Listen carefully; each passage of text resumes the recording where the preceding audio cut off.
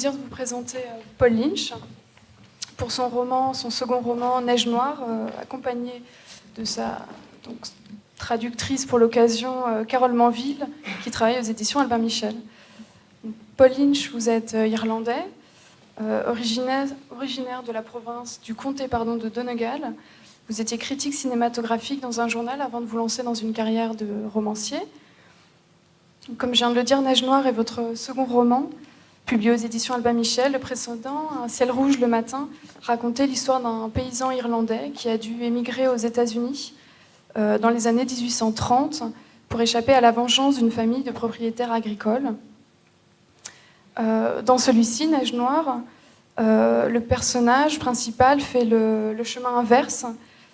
Près d'un siècle plus tard, il s'appelle Barnabas Kane et nous le découvrons en 1945 en compagnie de sa femme Escra, de son fils Billy, âgé de 14 ans, au moment où un terrible incendie ravage son étable, tue son vieil ouvrier agricole, ainsi que tout son troupeau de vaches.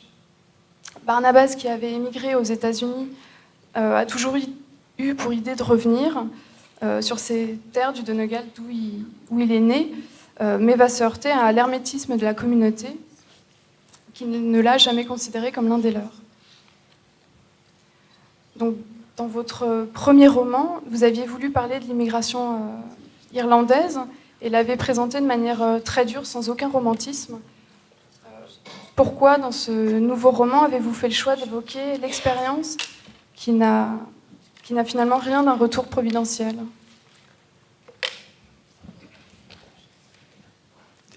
The answer is that it requires a complex answer, but I'm going to try and make it really, really simple. When I started writing this book, the Irish economy was collapsing. And so it was a time when the Irish were asking themselves lots of very difficult questions about what it was to be Irish. Alors votre question mériterait une réponse assez compliquée, mais je vais essayer d'être bref. Quand j'ai commencé à écrire ce livre, l'économie irlandaise était catastrophique et la population se posait des questions et essayait de comprendre ce que c'était qu'être irlandais.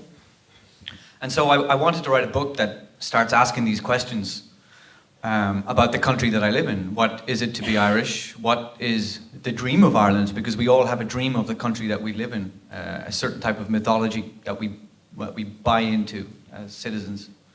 And but at the time, many Irish writers were writing about the economic crash directly. They wrote about it through bankers or politicians. But I wanted to do something really different.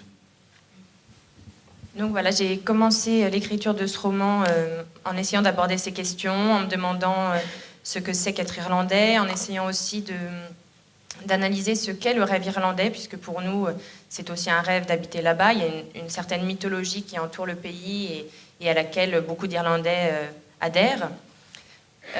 Et voilà, en même temps, je savais qu'il y avait beaucoup d'autres écrivains irlandais qui parlaient justement de la crise économique, en mettant en scène des banquiers, des politiciens, et je me suis dit que je voulais faire tout autre chose pour aborder finalement les mêmes questions. And so I wrote about this character called Barnabas who is living a happy life in Ireland, and he has everything that he wants. He has the farm, he has come back to the country that he loves, and then there is a fire, and he loses everything. And what then? What does that mean? Who is he? What is the place that he lives? This is what the book starts to examine. Donc c'est ainsi que m'est venue l'idée de ce personnage, Barnabas, qu'on retrouve en Irlande, qui est heureux, qui a tout ce dont il a besoin, qui a une ferme, qui est avec sa femme et son fils. Il est heureux d'être de retour, jusqu'à ce qu'un incendie ravage tout ce qu'il avait. Il perd tout. Et dès lors, il doit se demander qui il est et réfléchir à ses racines. Et voilà, de fil en aiguille, l'histoire s'est déroulée à partir de là. And so in the book, the different characters all question how the fire started, and they come to have a belief separate from each other about how the fire started. And for me, this was like Ireland at the time. Everybody was fighting with each other about how the crash happened and who was to blame. And there's no direct answer. And in the book, there's no direct answer. but yet people behave according to what they believe. And so the book becomes a tragedy because people act on what they believe, even though there's perhaps no real truth behind what they believe. Et donc voilà, les différents personnages de la communauté se demandent tous comment est arrivé cet incendie, se demandent si c'est un accident ou si c'est criminel. Chacun croit différentes choses. Et d'une certaine façon, ils affrontent ce qu'ils croient de la même manière que nous, les Irlandais, on commençait à avoir des explications différentes quant à la crise. Voilà, c'est un peu cette idée-là que j'ai reprise en affrontant les pensées de chacun de ses habitants. Évidemment, donc, à partir de ce qu'ils pensent, ils agissent en conséquence et ça donne lieu à une véritable tragédie. Donc, votre style est à la fois très lyrique, très précis et détaillé dans la description du cadre dans lequel évoluent vos personnages, notamment face à la nature qui est âpre, sauvage et qui confère une dimension très visuelle au roman. Expliquez-nous votre attachement à donner à voir au lecteur de telles situations. Est-ce que c'est lié à votre passé de critique cinématographique et à votre amour pour le cinéma, peut-être ?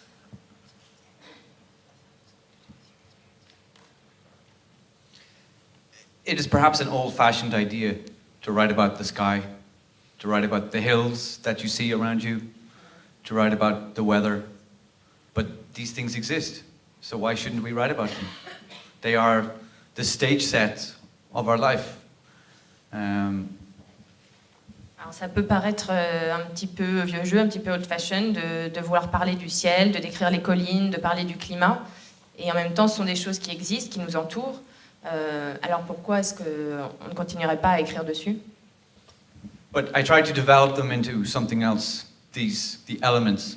For one thing, the characters see themselves reflected back off the landscape, how they feel about themselves.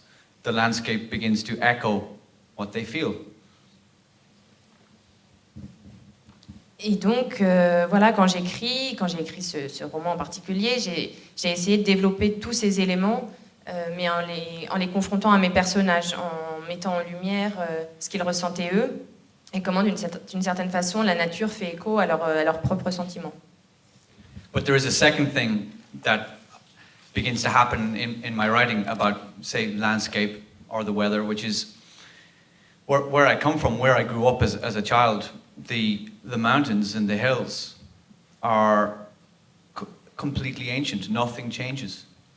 And as I discovered who I am as a writer, I discovered that these elements begin to reflect in a story the enormous indifference of the world as we live our lives in heat and excitement and passion, and the mountains are this enormous indifference. Et la deuxième chose, c'est que dans mes descriptions de paysages, en fait, quand je les écris, quand j'y réfléchis, je me remémore là où je suis née, là où j'ai grandi, les montagnes et les collines qui m'entouraient, et je réalise que rien n'a changé depuis, et d'une certaine façon, ça a un petit peu façonné l'écrivain que je suis devenue, ou en tout cas, c'est comme ça que je le pense. Et j'aime avoir dans la nature le reflet des différences qui existent dans le monde et entre les gens, et que c'est finalement une façon de faire écho à nos propres sentiments d'humains, de joie ou de tristesse.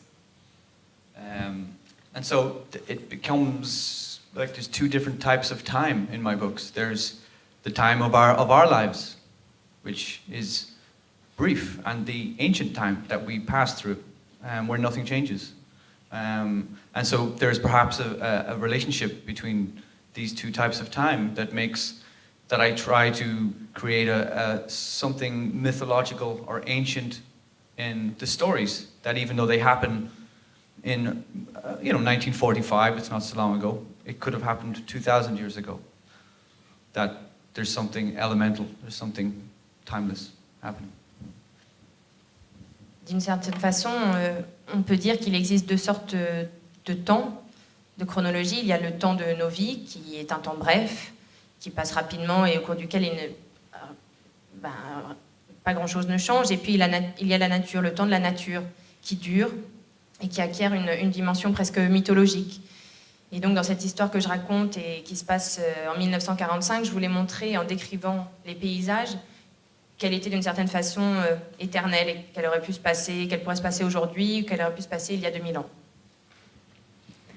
Donc après le tragique épisode de l'incendie, Barnabas Kane va solliciter l'aide de voisins et de villageois et va se heurter au refus, voire à l'hostilité de certains qui iront jusqu'à le qualifier de faux pays en référence à son départ pour l'Amérique. Qu'est-ce qui sédimente dans votre roman une communauté et quelles sont les particularités du Donegal ?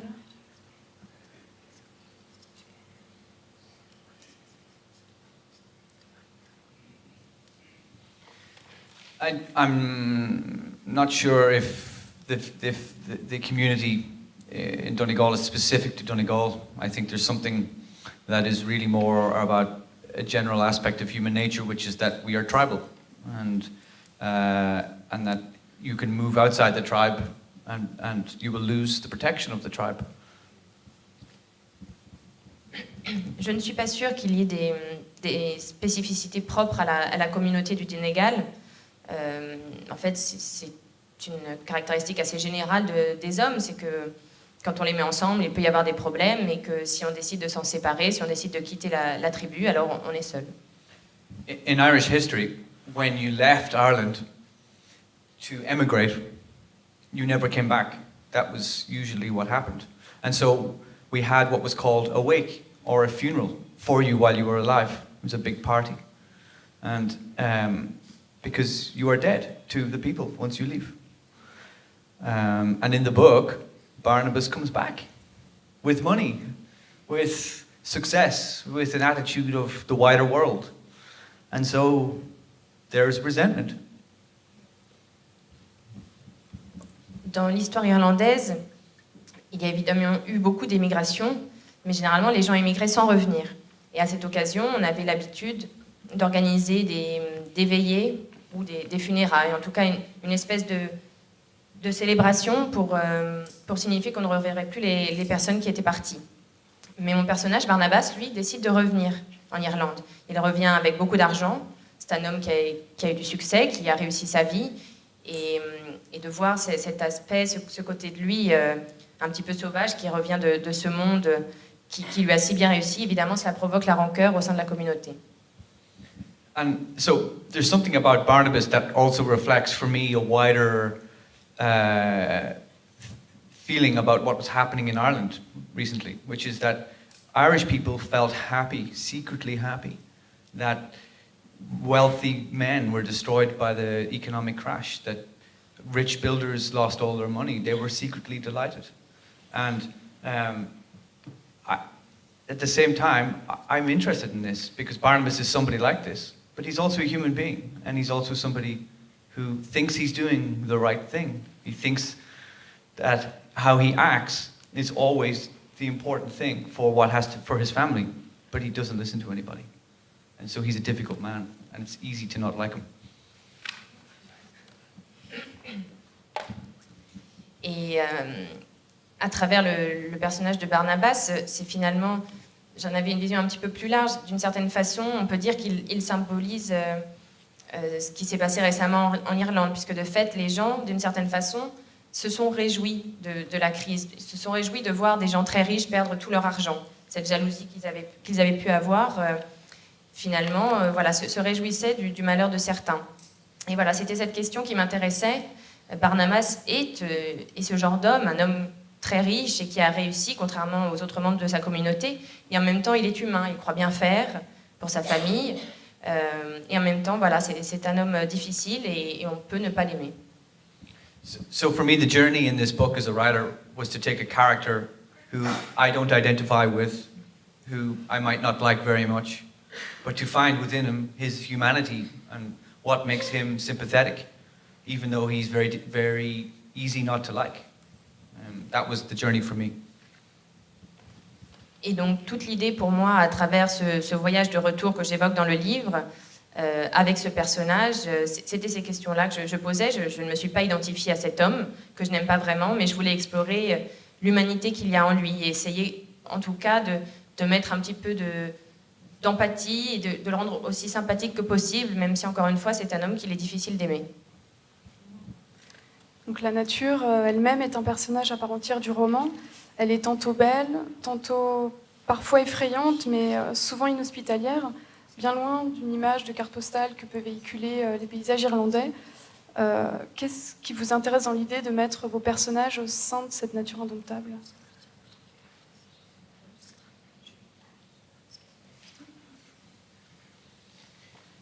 It's not a choice. We don't choose how we write. You don't choose how you sound. You don't choose what you write about. You don't choose your novels. They choose you. Mais en fait, ce n'est pas du tout un choix. Quand on est écrivain, on ne choisit pas comment on écrit, on ne choisit pas vraiment la façon dont ça peut résonner chez le lecteur, on ne choisit pas ses histoires, on ne choisit même pas ses romans, c'est eux qui nous choisissent. When I start a new book, it usually happens after a period of about 2, 3, 4, 5 months of trying really hard not to write that book. Et à chaque fois que je commence à écrire un nouveau livre, ça se passe 2, 3, 4 ou 5 mois après une tentative désespérée de justement ne pas écrire ce livre. I hated the idea of this book before I wrote it. Et je détestais l'idée de ce roman, l'histoire même de ce roman avant de me mettre à l'écrire. Because I'm an Irish writer, I'm a young Irish writer, I'm of a new generation, and one of the things that you're expected to do is to write about Ireland in a different kind of way. And that means not writing about a farm. You can see the problem. Et donc, en tant que jeune écrivain irlandais, appartenant à une nouvelle génération, je sais qu'on attend de moi que j'écrive des romans qui soient différents, qui aient une approche différente de ce qui a été fait auparavant par d'autres écrivains. Et donc, évidemment, on n'attend pas de moi que j'écrive une histoire qui se passe à la campagne et qui parle d'une ferme. Voilà, vous pouvez voir en quoi c'est un problème.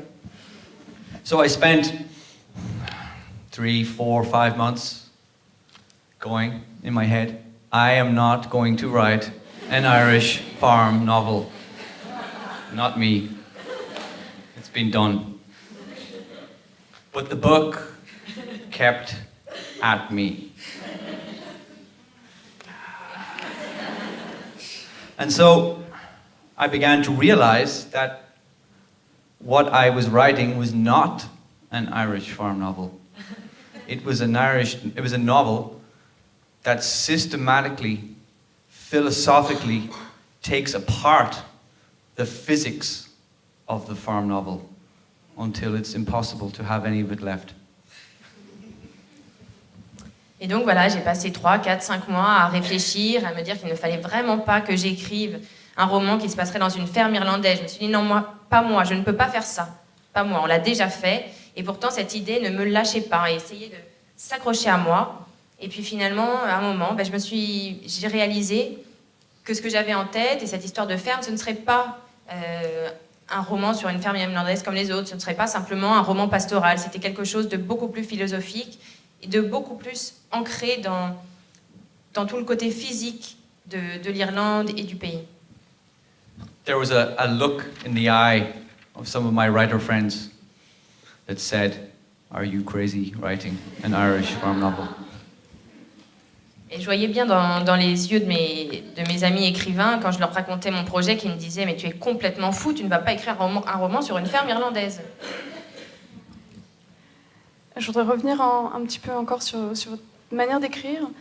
Si le premier roman était assez enlevé avec une chasse à l'homme, de l'Irlande jusqu'aux États-Unis, jusqu'en Amérique, Neige Noire se borne, lui, vraiment à part quelques descriptions du passé new-yorkais de Barnabas et de son épouse, se borne à la ferme familiale et aux maisons aux alentours avec une dimension vraiment plus intime. Comment le fait d'être mis au banc de leur communauté, cette famille, finalement peut, au lieu d'être soudée, se ressouder en elle-même, se sépare, ou toute cette famille peut devenir des étrangers les uns par rapport aux autres. Comment vous avez réussi finalement C'est peut-être un peu pompeux de dire ça, mais de donner du relief à de l'indicible, à des faux semblants.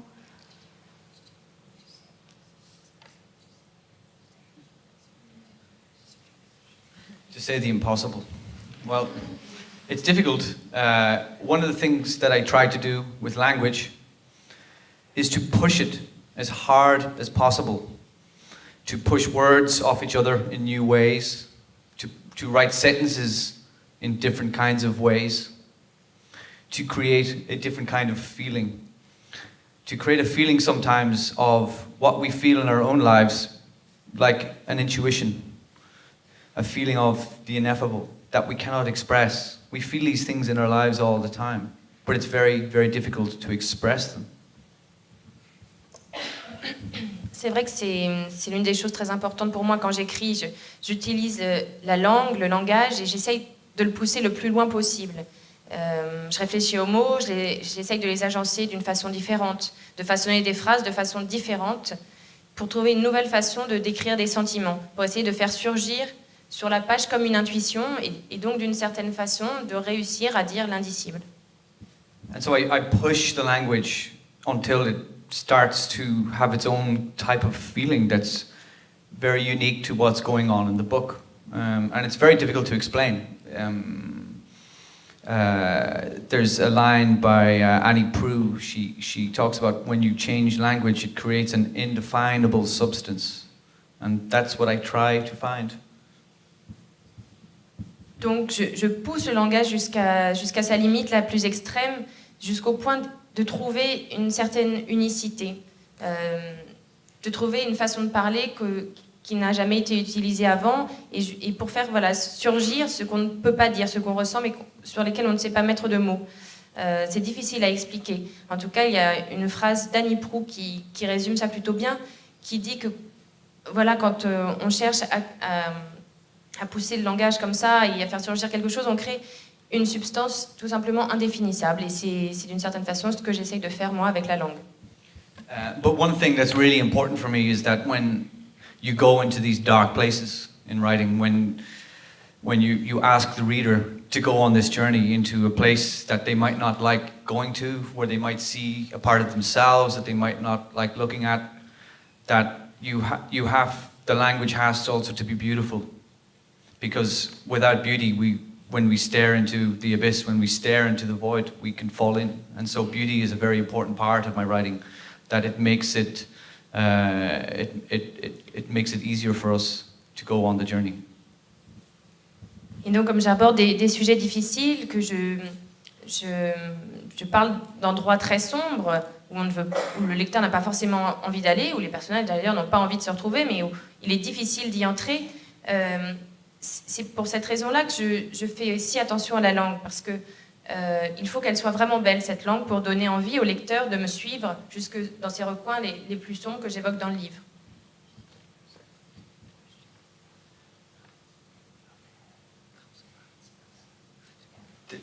You're right about the energy in the book. That the first book it's kind of like an explosion, where everything moves outward all the time. But in this, it's like a whirlpool, and it sucks everything in. Even though the family breaks apart, the actual energy of the book is like a whirlpool that just keeps pulling the people down. And no matter they try to behave and they try to get out, but what they have created only adds to the downward spiral. Alors, je sais que je n'ai pas tout à fait répondu à la question, mais en tout cas, vous parliez d'énergie dans mes romans. C'est vrai que le premier évoquait plutôt une sorte d'explosion, et celui-ci, c'est en fait tout l'inverse, c'est un tourbillon. La famille éclate, au lieu de rester soudée face au drame qu'ils vivent, et c'est un vortex, une espèce de spirale au sein de laquelle ils se débattent, mais dont ils n'arrivent pas à sortir, et donc tout s'effondre avec eux. And so in this book, there is Billy, who's the son, and there's Esther, who's the wife of Barnabas. And each one of them contributes directly to what happens in the story, but they don't talk to each other. They don't communicate what they're feeling. And because of that, because nobody says what they're feeling, nobody knows what's really going on, and each character in their line does a certain thing that makes what happens inevitable. Et donc, dans ce roman, on l'a dit, il y a Barnabas, il y a son fils Billy et sa femme Iskra. Et chacun va agir d'une certaine façon face au drame donc, qu'ils vivent avec l'incendie de leur ferme. Chacun va contribuer à faire de l'histoire ce qu'elle est, mais ils ne communiquent jamais. Ils ne parlent pas de leurs sentiments. Ils ignorent donc tout de ce qui se passe dans la tête des autres membres de la famille. Ils ne se comprennent pas. Et d'une certaine façon, c'est là la tragédie, c'est ce qui va provoquer l'inévitable. And so for me, the book is in some way about what I call philosophical blindness, about what we believe in our lives is true and how we act believing on what is true. But often we don't actually know what is true at all, and that is certainly true for the characters. Et c'est ce que j'appelle une sorte d'aveuglement philosophique, puisque ces personnages agissent sur ce qu'ils croient vrai, sans que l'on sache pour autant, en lisant ce livre, où est la vérité. Eux ne le savent pas non plus, mais en tout cas, s'il y a une vérité quelque part, elle est dans la nature de cette famille, de ces gens qui se débattent et qui n'arrivent pas à communiquer entre eux. Merci. J'espère que si vous ne connaissez pas encore Paul Lynch, vous aurez envie de le découvrir. C'est des romans absolument magnifiques, très forts, mais vraiment splendides. Merci. Merci.